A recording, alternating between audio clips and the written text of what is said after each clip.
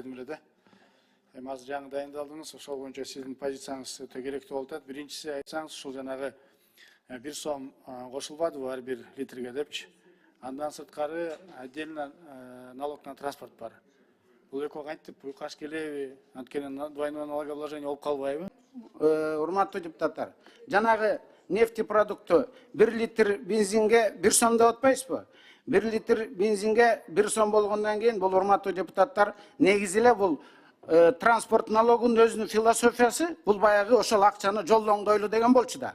Бирок ал местный бюджетке түшүп, аны акимият жоломдомок беле, башка жака кетип калып атпайбы? Ошондуктан через каждый литр бензина болгондо ошондо эффективдүү дорожный фондко түшөт. Машинаны айдайсың, 10 литр болсо, 10 литрге 1 сомдон төлөйсүң.